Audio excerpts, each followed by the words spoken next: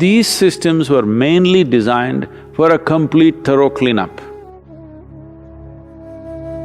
Whatever the unpronounceable South American stuff, or with an LSD or a drug or whatever else, if you simply sit with your eyes closed, don't mess with your mind, you will become millionfold of ayahuasca.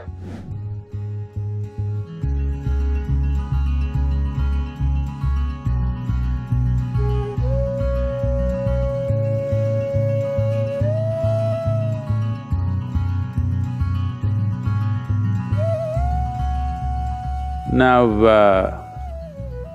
you need to understand what the tribal societies did had a multi-purpose intention. When it's not just in South America, there are such things in India also, which are of maybe not of the same species of plants but are of different nature, that a full cleanup happens. This was very essential for people who lived in forests, because if you live in nature, suppose you go out and live in a jungle, the number of parasites which live in your body will multiply, the variety and the number will multiply manifold.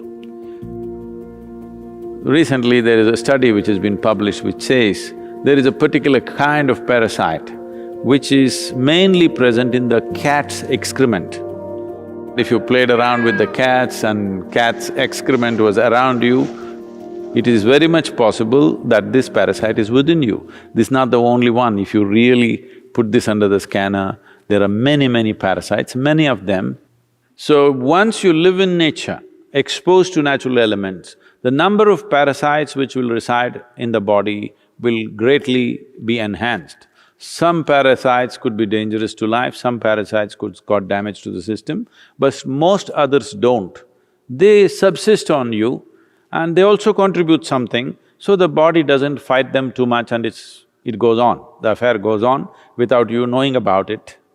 That's okay. But over a period of time, as their numbers increase, they have to be cleaned up. So these systems were mainly designed for a complete thorough cleanup. In India, we have various methods where not always with hallucinogenic substances, but there are also concoctions with hallucinogenic things where it's complete purging, because in India we don't believe in bringing it back, we want to pump it down. So there are systems with which if you drink water after 2 hours, just pure water will come out. To that extent, your entire alimentary canal is just cleaned up thoroughly. This is something that was regularly done to all of us when we were growing up. Once a month, everybody has to go through total purging. Without that, they never believed there is going to be health, because this was one way of handling any kind of parasite that may grow. Not all parasites are in the form of worms or tapeworms or roundworms or whatever. There are parasites that you cannot see, they're micro in nature, you cannot see them but they exist. But to clean them up, and the maximum number of parasites normally reside in your digestive tract. And the blood parasites and the cellular parasites are there, but there is a way to impact them. These are all relatives. The parasites need an ecosystem of their own. If you completely remove the parasite presence in your digestive tract, the other parasites generally cannot subsist, except a few. Others cannot subsist because they need an ecosystem of their own kind. So to destroy that ecosystem periodically was a part of the tribal life, otherwise people would slowly get sick or dull and die early. All these things used to happen. Along with that, there is also a cleansing of emotional and psychological backlog that is building up within the human being. But once you use outside chemicals or substances to do these things, in some way you will get addicted to it, or in some way you will become limited to that process. But if anybody believes they will attain to consciousness by purging their digestive tract, they need a different kind of treatment, okay? Yes, it definitely cleanses the system, it makes certain things possible. People used hallucinogenic ways of accessing certain dimensions which are largely occult in nature. This is the reason why both in North America and South America, that occult evolved in a big way because they used other kinds of aids to make themselves available to certain possibilities. I want you to understand, just finding a little space in the chaos of your intellect, either with whatever the unpronounceable South American stuff, or with an LSD or a drug or whatever else, is only a temporary excess. And most of the time, this may leave you completely debilitated because one excess of a heightened experience and after that back on the ground, you will be broken. This is just like you were earning, let's say $10 million a year, and you are used to spending $10 million a year. Suddenly, next year you got only $1 million. You will be broken because you have $1 million. Whole lot of people, it's their dream to have that $1 million. So, if you rise without earning it, by breaking the mind with chemicals, somehow you rose to some experience and then you came down, then you will see you will be far more miserable than ever before.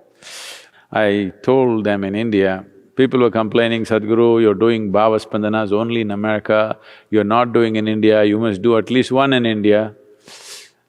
Then I said, for all of you who already done the BSP, minimum 3 times, I will give you one super BSP. Only thing is, for every participant, we need 3 volunteers. Because you need to carry a bucket for each one of them, because they will puke, I hope they won't do the other thing and they will flip, you have to carry them to their lunch, they won't know how to eat, you have to feed them. You'll have… This is what is happening in your South American treatment, okay? You won't know how to do anything, you're like all over, somebody has to put water in your mouth, somebody has to take you to the toilet, otherwise you'll do it everywhere. We can do a super BSP like that without any herb, without any chemical. We can tweak that dimension of you, which is a huge purging on all levels. But don't mistake this for consciousness. Yes, it gives you a certain relief, but it doesn't take you to any place.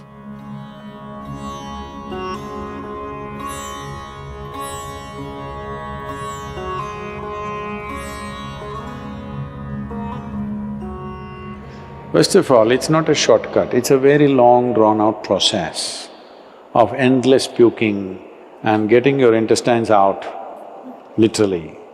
I'm talking about a shortcut. If you simply sit here with your eyes closed, don't mess with your mind, you will become millionfold of ayahuasca, okay? You should just learn how not to mess with your mind, that's all. So, somebody wants to put a chemical and beat your mind down totally and give you some experience. See, please understand, you're walking on the street, if you take a stick and hit you on the head, that also will give you experiences, do you know? No, I'm not saying just of pain. People go through various levels of hallucinations when they're unconscious. Some people have pleasant experiences, some people have very unpleasant experiences. The same happens with this South American treatment also. Some people have such a bad experience that they never again want to go there, some people like it. So even if you bang your head on the wall, it can happen, because all it needs is that you're out of your memory sphere, that's all. You're still conscious, but you're out of the memory sphere, you will explode. So how to separate you from your memory?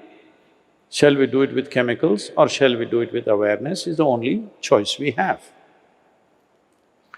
Either we can do it with devotion or intensity of emotion or energy or awareness, we can do this. Now, chemicals if we use also, people have used LSD and felt fantastic, okay, they vouch by that. You are a bit too late. I come from a time when everybody around me was on it, all right? But I was on something else, which all of them wanted. Because they knew they go up and they go down, I'm always like this. So, the question is just this: what needs to happen from inside if you pull it out from outside? Do you believe there will be no consequences? Hello? See, we can do one thing. You eat food, it'll take time to digest this. So we pull out your stomach bag and do chuk chuk chuk chuk chuk chuk. Digestion will happen quickly and put it back. It's a good trick. But you think it'll not have any consequence? This is all you're trying to do. So you can…